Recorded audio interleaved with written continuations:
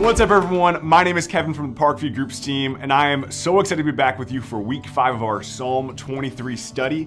Now, last week we talked about the God that's with us in the valley no matter what shadow we are living in. And I hope that message brought you hope for today. But this week, we're moving on to verse... What's up, everyone? My name is Kevin from the Parkview Groups team, and I am so excited to be back with you.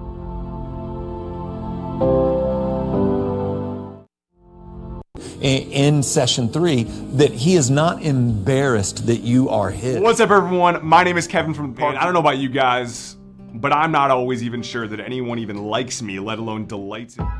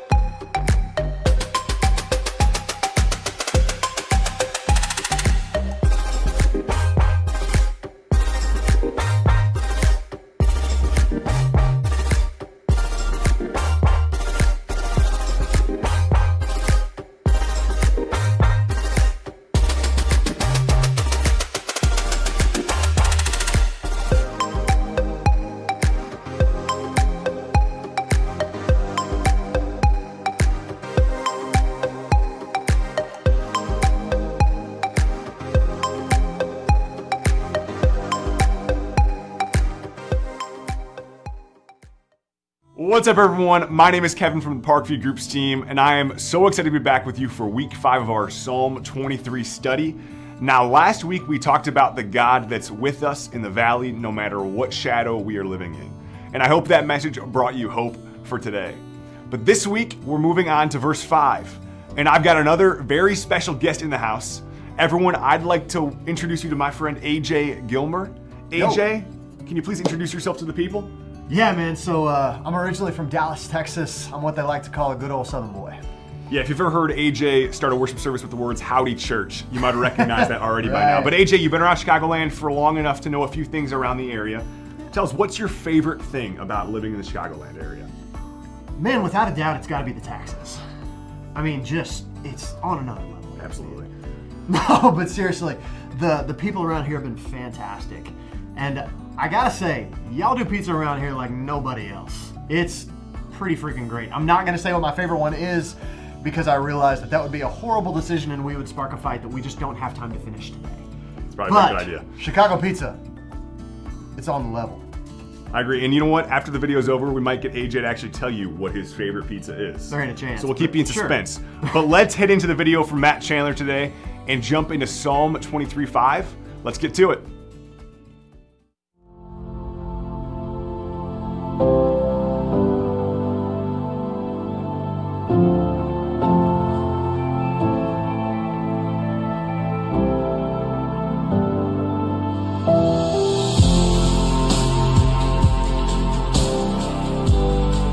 Even though I walk through the valley of the shadow of death, I will fear no evil. For you are with me, your rod and your staff, they comfort me. You prepare a table before me in the presence of my enemies. You anoint my head with oil, and my cup overflows.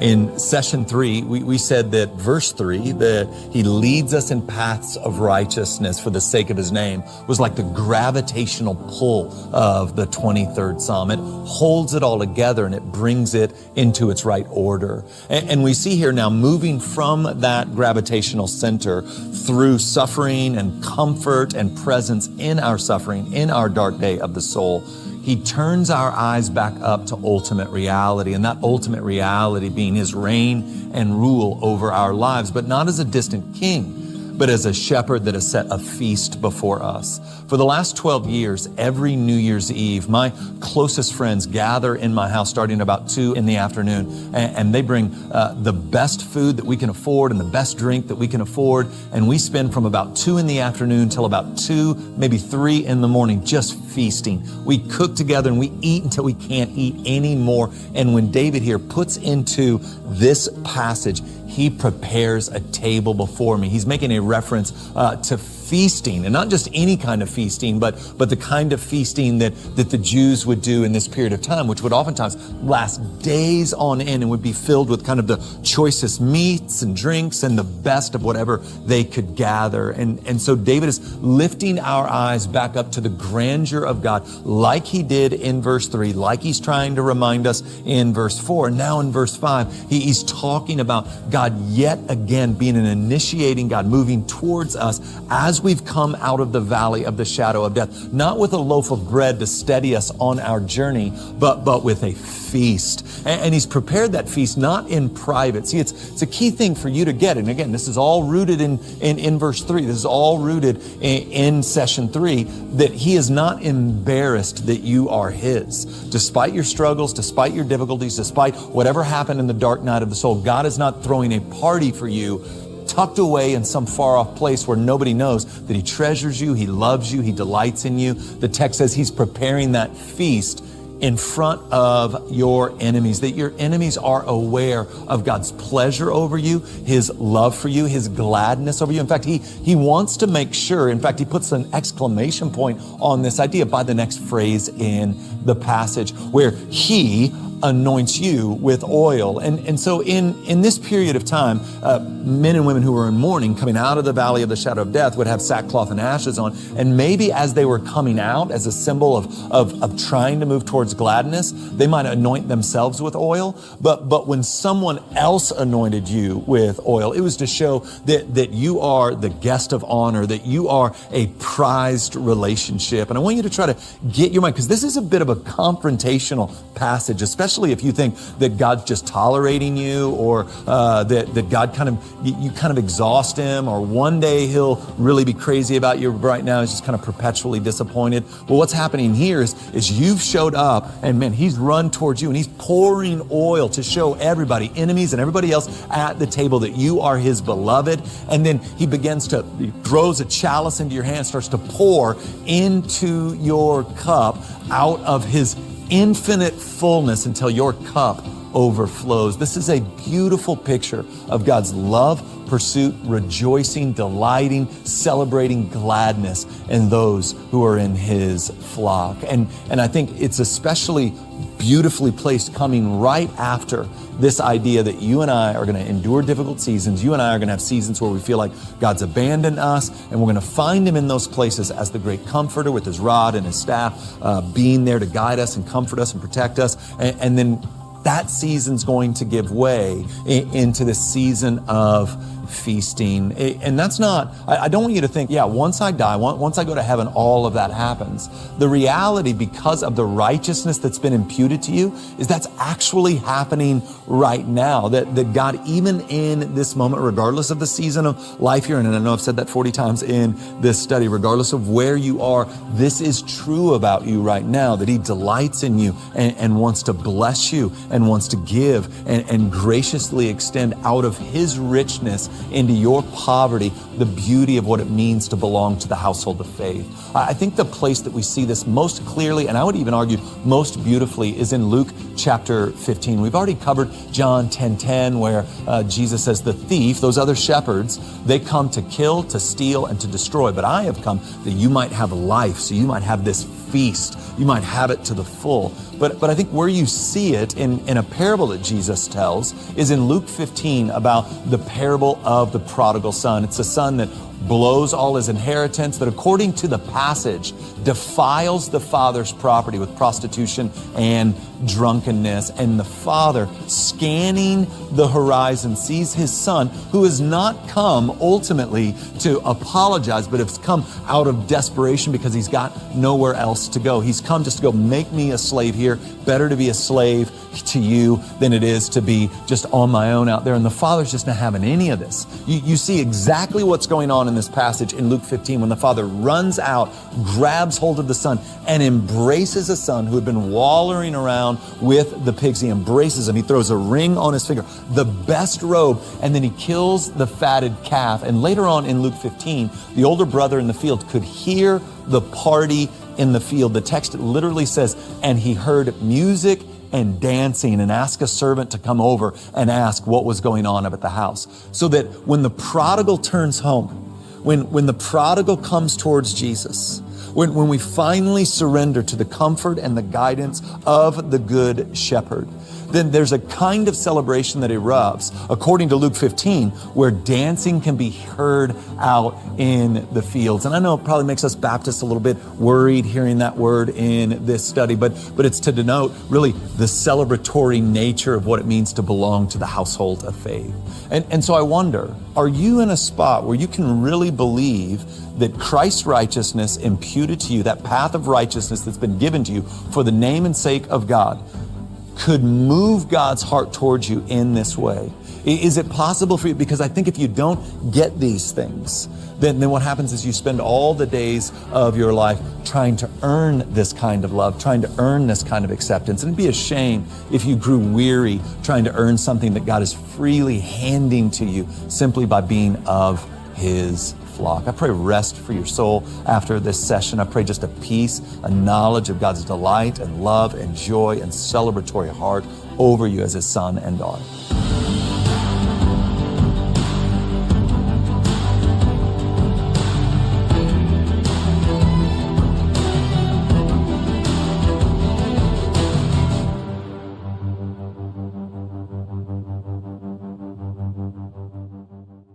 Man, I don't know about you guys, but I'm not always even sure that anyone even likes me, let alone delights in me just for being who I am. So it's pretty eye-opening to hear that the creator of the universe likes me and likes you that way. And AJ, your family just got a little bit bigger, so I'm sure this idea is becoming more and more real to you as a dad these days. Tell us a bit about that. Yeah, man, it's honestly something that's overwhelming whenever you really break it down. So, Hallie's 8 months old, and I feel like she literally changes by the day. And I can honestly say that I love just about every change that comes along. The way her laugh evolves, the way her yelling turns into babbling, every new discovery, I genuinely can't get enough of her. The word delight feels like such a great Gatsby kind of word. That's the best way to explain it. I delight in every single moment that I get to spend with her.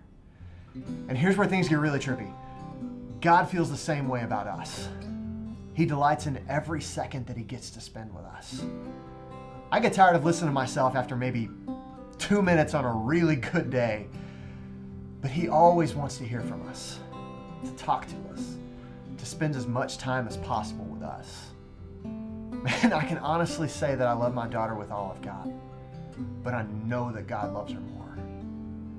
And for some reason, he loves me just the same. That's one of those things that I can't necessarily say that I understand, but man, I am so thankful for. That's so good, man. I so appreciate you sharing with us.